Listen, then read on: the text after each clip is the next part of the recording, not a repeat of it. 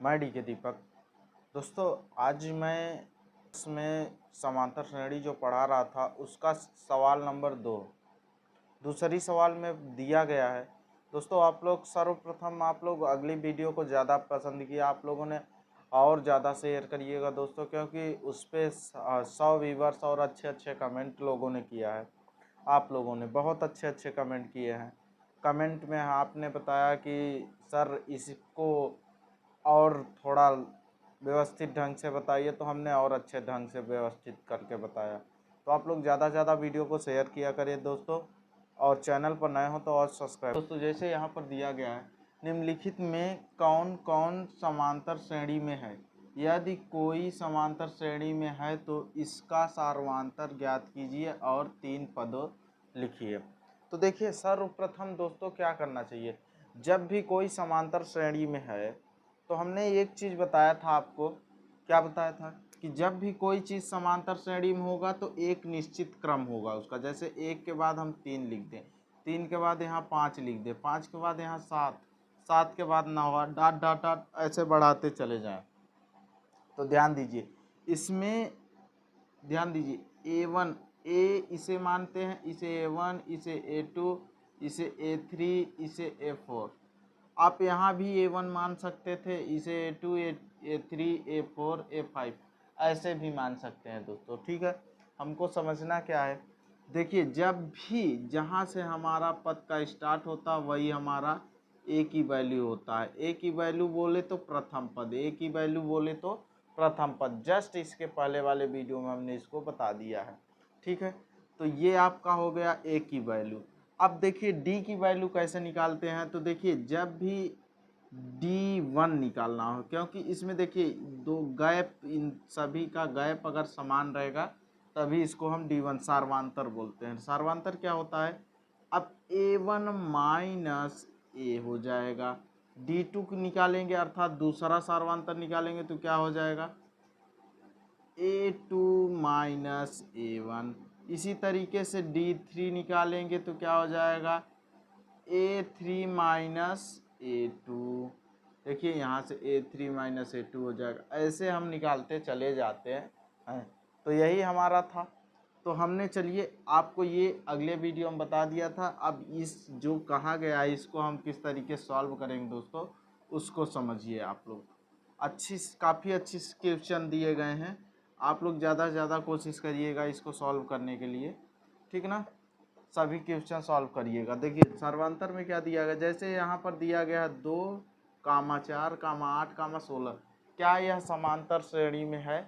अगर यह समांतर श्रेणी में है तो हमको इसके कितने पद निकालने हैं, 3 पद निकालने हैं और इसका सार्वधातुक बताना है। ठीक है दोस्तों, तो आइए चलिए हम बताते हैं। जैसे यहाँ पर देखिए, अगर हमसे प्रथम पद पूछा जाए तो जिससे शुरुआत हुई है वही हमारा ए की वैल्यू हो जाएगी। ठीक, अब हमें सार्वधातुक निकालना है, डी का मान निकालना है। तो डी का मान क्या करेंगे, इससे इसको घटाते हैं। तो अर्थात हमने बताया था इसको A1, इसको A2, इसको A3, इसको A4 ऐसे मानते चले जाएंगे। अगला रहेगा A5, A6 ऐसे डॉट डॉट अनंत तक। कहाँ तक जा सकता है, AN पदों तक, अर्थात अनंत तक होने के लिए AN बोल दिया गया, या नवा पद जिसको आप बोलते हैं। ठीक है ना। तो हम करते क्या है, A2 minus A1, A2 minus A1, A2 minus A1। तो A2 का मान 4 दिया गया है और A1 का मान 2। माइनस करेंगे कितना आ जाएगा, 2 आएगा। अगला देखिए, यहाँ D1 है, यहाँ D2 देखिए। D2 जब निकालेंगे तो क्या हो जाएगा, A3 माइनस A2। A3 कितना है, 8 है, A2 कितना है, 4 है। तो जब इसको घटाएंगे, यहाँ सार्वधातुक सेम आ रहा है, नहीं आ रहा है। यहाँ देखिए 2 आया, यहाँ 4 आएगा, यहाँ 8 आएगा। अर्थात यह गुणोत्तर श्रेणी में बढ़ रहा है। देखिए 2 के 2, 2 दूनी 4, 2 तिहाई 6, 2 चौक 8 ऐसे बढ़ते चला जाएगा। तो यह किस में है, गुणोत्तर श्रेणी। हमको समांतर श्रेणी पढ़ना, ना कि गुणोत्तर श्रेणी पढ़ना है। ठीक है दोस्तों। ठीक, तो ये हमारा क्या हो जाएगा, क्वेश्चन गलत हो जाएगा। तो अर्थात यह समांतर श्रेणी में नहीं है। तो लिखना है क्या, 2, 4, 8, 16 डॉट डॉट अनंत तक यह समांतर श्रेणी में नहीं है। बस आपका ये क्वेश्चन सॉल्व हो गया। क्यों क्यों नहीं है, अगर बताना है क्यों नहीं है, क्योंकि इसका हर जगह का सार्वंतर अलग अलग है। हमें जो पढ़ाया गया है, आप बोल सकते हैं कि हमें जो पढ़ाया गया है हर जगह का सार्वंतर क्या होना चाहिए, सेम होना चाहिए। इस वजह से नहीं तो इसका क्या है, सार्वंतर हर जगह अलग अलग है, तो यह क्या है, समांतर श्रेणी में नहीं है। ठीक है दोस्तों, आगे चलिए। जैसे यहाँ दूसरा क्वेश्चन दिया गया, अब दूसरे क्वेश्चन में भी हमें वही निकालना है, तो हमारा ए की वैल्यू क्या हो गया, -10 हो गया। अब हमको देखिए क्या निकालना है, देखिए क्या निकालना है, यहाँ से हम निकालते हैं डी का मान। डी का मान अगर सर्वांतर सेम रहेगा तो आगे से हम जितना पद का है उतना हम निकाल सकते हैं, ठीक ना। तो D1 निकालेंगे तो इससे इसको माइनस करेंगे, अर्थात -6, और माइनस पहले सूत्र में होता है, कैसे देखिए A2 - A1 होता है। तो देखिए A2 का मान क्या है, -6, और A1 का मान माइनस तो पहले से है -10 है, ठीक ना। जब इसको हम सॉल्व करेंगे तो क्या हो जाएगा, -6 यहाँ रहा भाई, क्या प्लस माइनस माइनस माइनस क्या हो जाएगा, प्लस हो जाएगा, 10 हो जाएगा। 10 में से प्लस वाला बड़ा है तो 10 में से 6 जाएगा, कितना आ जाएगा, 4 आ जाएगा, ठीक है, प्लस में आएगा। चलिए अगला देख लीजिए सार्वंतर सेम है कि नहीं। D2 का मान देख लीजिए, D2 का मान क्या आना चाहिए, A3 - A2 होना चाहिए। तो पहला दूसरा तीसरा ये है, तो तीसरे में क्या रखते हैं, -2, माइनस सूत्र में ये है, -6 रख देते हैं। अब देखो -2 तो हो गया, माइनस माइनस क्या हो जाएगा, +6, 6 आ जाएगा, और 6 में से 2 माइनस करेंगे कितना आएगा, +4, प्लस वाली वैल्यू बड़ी है। ऐसे अगला देखिए, अगले में क्या निकालेंगे हम, D3 निकालेंगे। क्या निकालेंगे, D3। तो D3 क्या होता है सूत्र, A4 - A2 होता है, A3 होता है, ठीक। तो हम इसको करते क्या है, A4 कौन सा होगा, 1 2 3 4, ये लास्ट वाला होगा, तो 2 लिखा हमने। अब देखो यहाँ माइनस है, देखो यहाँ सूत्र में माइनस हो गई करता, -2 हो जाएगा A3 की वैल्यू, ठीक है ना। देखिए A3 की, अर्थात यह A1 है, यह A2 है, यह A3 है, और यह A4 है, ठीक ना, यही था, तो हमने यही कर दिया। अब देखिए यहाँ 2 हो जाएगा, माइनस माइनस क्या हो जाएगा, प्लस हो जाएगा, तो आएगा क्या, 2 हो जाएगा, 2 2 4, अर्थात हर जगह सार्वंतर, D1 का भी सार्वंतर सेम, D2 का भी सार्वंतर सेम, D3 का भी सार्वंतर सेम।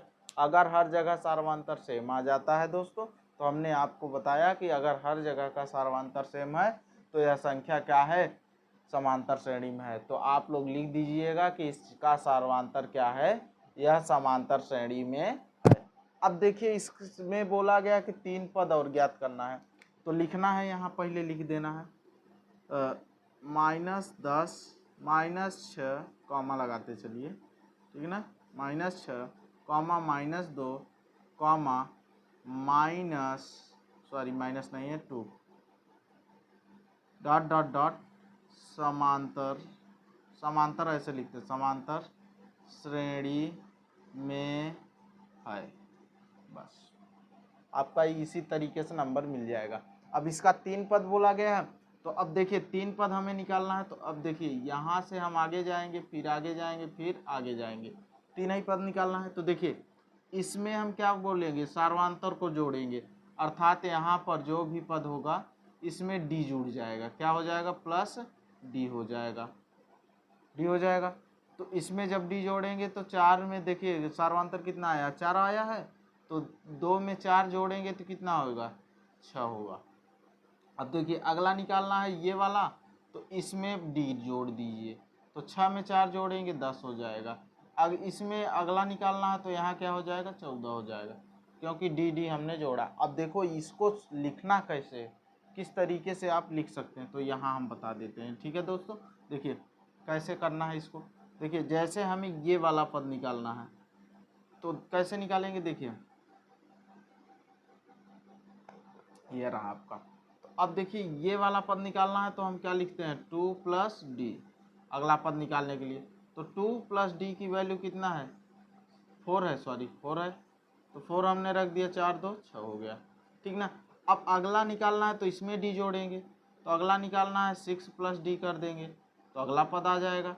ठीक, अगला पद आएगा तो क्या करेंगे हम, 6 में डी का वैल्यू जोड़ देंगे, 4 6 4 10 हो जाएगा। इसी तरीके से हमने इसको जोड़कर निकाल दिया। इसके लिए डायरेक्ट आप ये नवा पद का सूत्र लगा सकते हैं, a + n - 1 इंटू डी वाला, उससे भी आ जाएगा, क्योंकि वहाँ पर आपको मालूम n की वैल्यू क्या हो जाए, 1 2 3 4। अब यहाँ 1 2 3 4 ये चौथा पद हो गया, ये पांचवा पद होगा, ये छठवां पद होगा, ये सातवां पद। n की वैल्यू जैसे पांचवा पूछे तो n में से 1 घटा दीजिएगा, अर्थात पांचवा बोले तो 5 में से 1 कम करिए 4, तो a + 4d हो जाएगा। इसी तरीके से हम करके उसको सॉल्व कर लेते हैं। ठीक है दोस्तों, तो आगे जैसे कि इसमें दिया गया है, अगला क्वेश्चन क्या दिया गया, जैसे यहाँ दिया गया है 3, 3 + √2।